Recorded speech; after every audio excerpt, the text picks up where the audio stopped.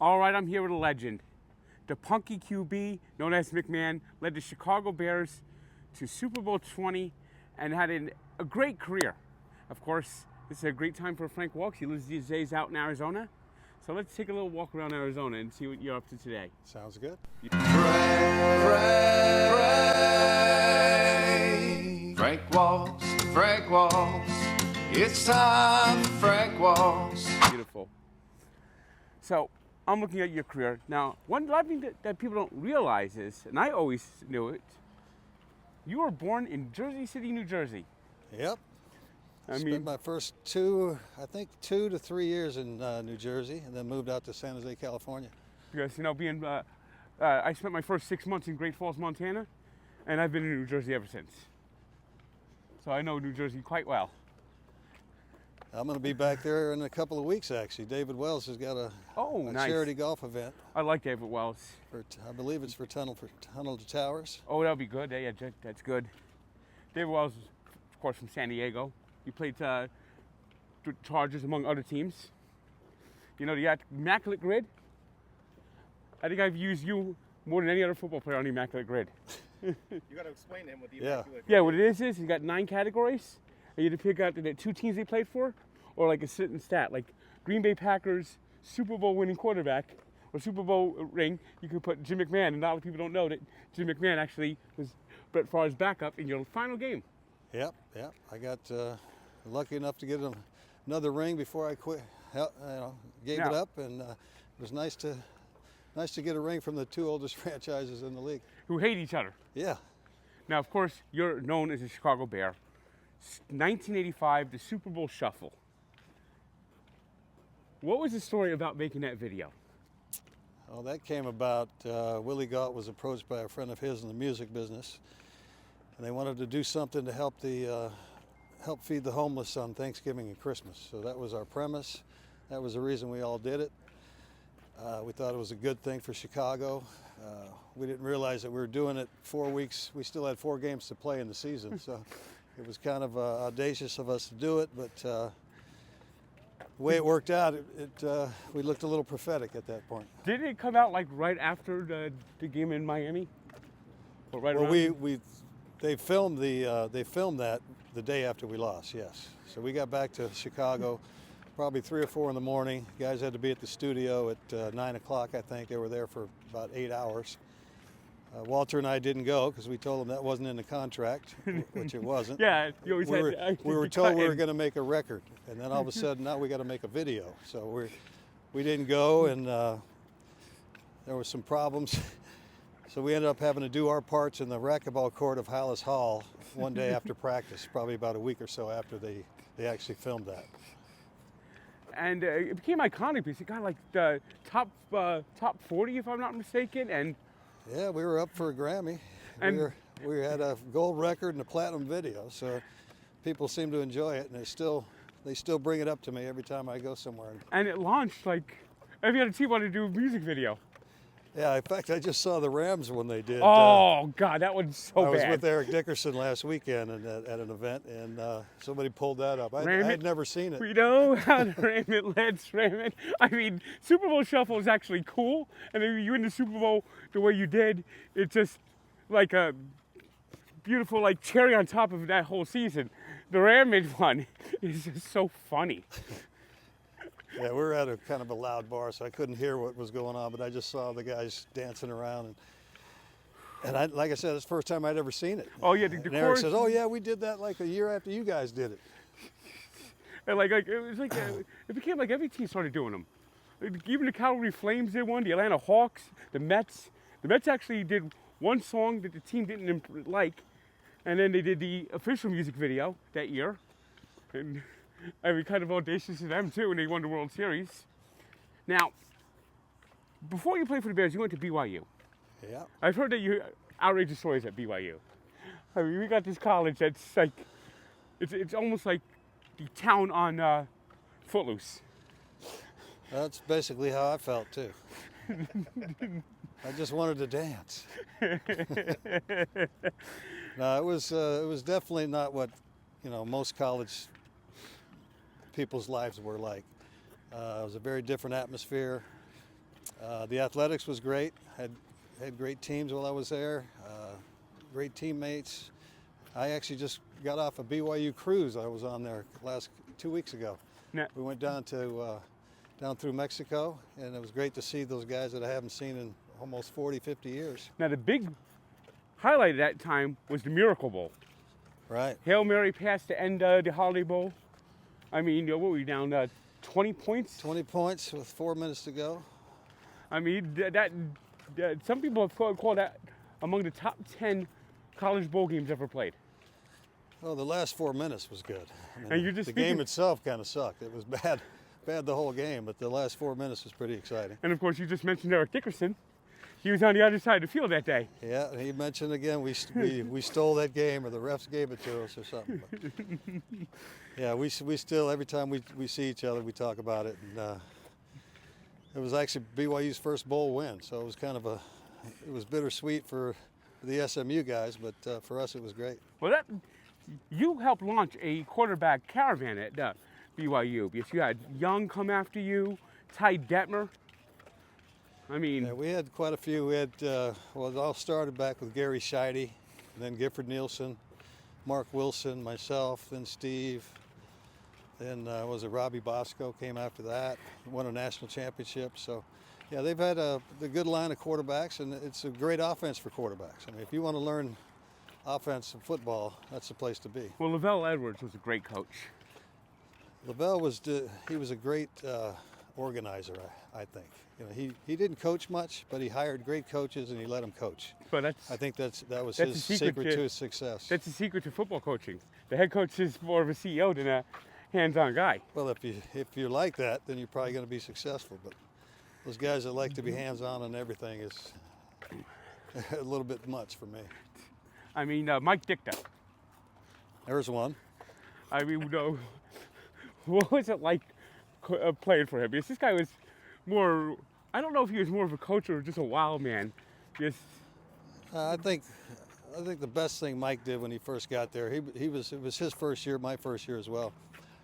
But he wanted guys that wanted to work. And we had some guys that were 7, 8 year, 9 year veterans, starters that he got rid of because he wanted guys that wanted to work.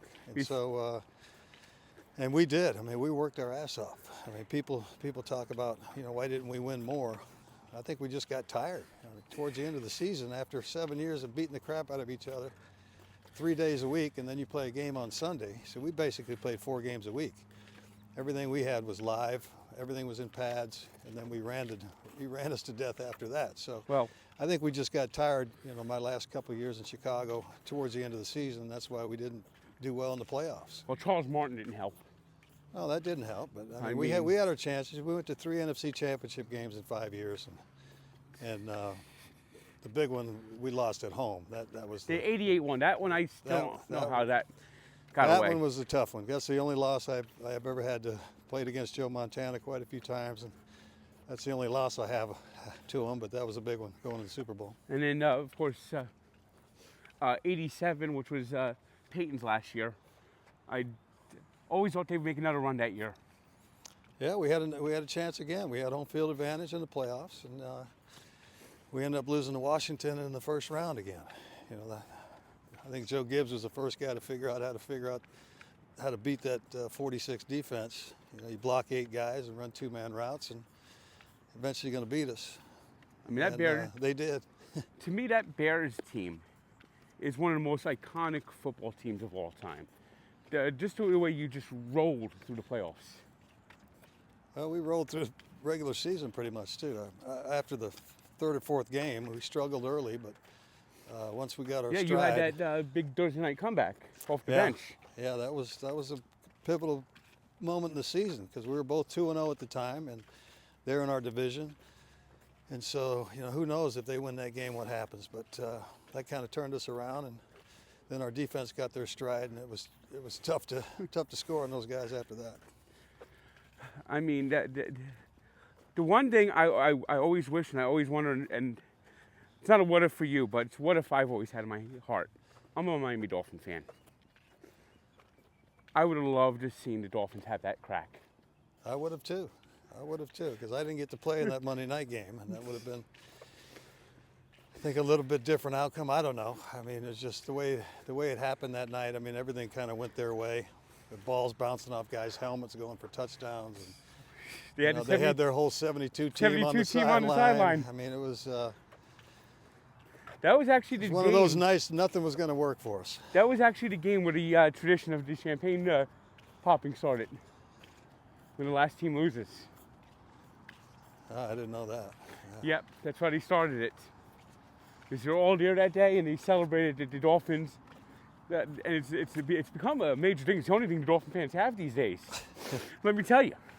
Yeah, they've had some good, really good teams. Just never really finished it off. I think one of the dumbest things the Bears ever did was trade you. I think that took the heart out of the Bears. Well, I was kind of happy at the time. I was not. There was a lot of friction between Ditka and I, and I think it was the right move at the time to get out of town. I would have loved to have been able to stay in Chicago my whole career. I lived there for 28 years, even though I was playing for other teams. I was always go back to Chicago at the end of the season. All my kids were raised there, and great town. It's now the politics. I'm glad I'm out of there. Can't blame you. I mean, then you went and bounced around. You were pretty much a backup, but then you become a starter that 1 year for Cunningham in Philly. Yeah, we should have won it all that year. We had the best defense in the league. Back with Buddy Ryan at the time. Yeah, well, Rich Kotite was the head coach at this point. That's right. Yeah, Buddy got fired after 90. But, yeah, we were 3-5 at the halfway point. And I said, look, we're going to have to win all 8. And Rich says, no, you win 10 games, you go to the playoffs. I said, look, we got the Giants and their Skins are ahead of us already in the division. We got to win them all. We ended up winning 7 of 8, 10-6. We didn't go to the playoffs.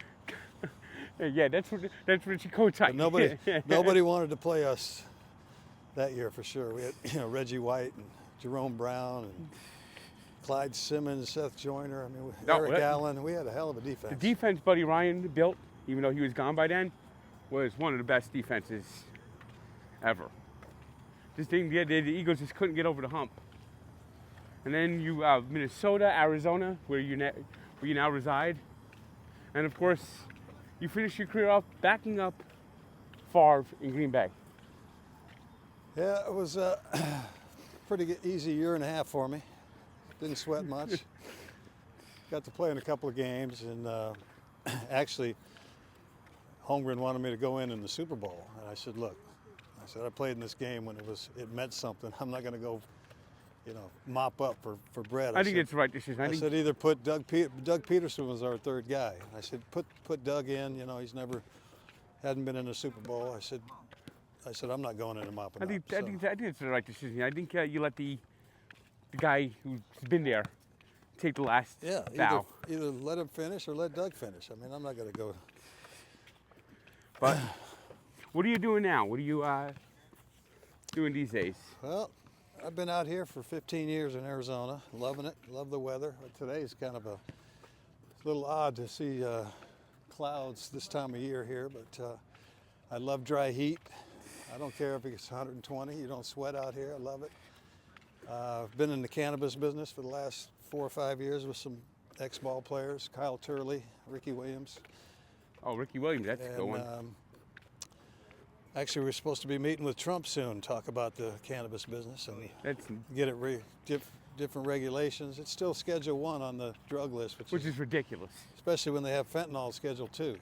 Which is ridiculous. So Ricky and I were back in Congress probably 6 months ago, walking the halls, talking to senators and congressmen about it, and trying to open their eyes. But Big Pharma, they're very powerful in this country, and corrupt. They don't want you taking something that actually helps you.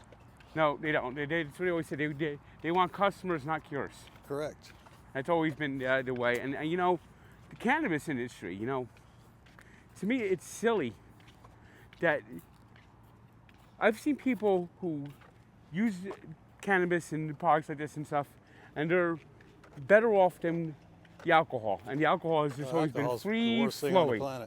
Free-flowing. And plus, you've been beat up. Your head has been hit all over the place. You took a lot of shots in football. I hear that cannabis is very good at helping people who have CTE and post-concussion syndromes and stuff. Definitely better than the pills they give you. I mean, the pills do nothing but mask pain, mess up your insides. Or cannabis, we all have a cannabinoid system. We're supposed to be using this plant. You know, it's not a drug, it's a medicinal herb. It's only a drug when man puts his hands on it, puts chemicals in it. You know, if you just chew coca leaves, you'd never have a cocaine problem. You'd have a lot of They do that in they do that in South America. It's always the they do it in South America. It's the chemicals. That's what gets you addicted, and that's what's bad for you. But cannabis it's God's gift to us, man. Well, you know, the founding fathers, they used cannabis. Well, cannabis was the most prescribed medication up until I think the 1920s or 30s, and then Big Pharma took over. Well, thank you for joining me, and you're looking great these days, and good luck with your cannabis industry, and this guy's a legend. I appreciate it. Good to see you losing all that weight walking around here, bud. Thanks.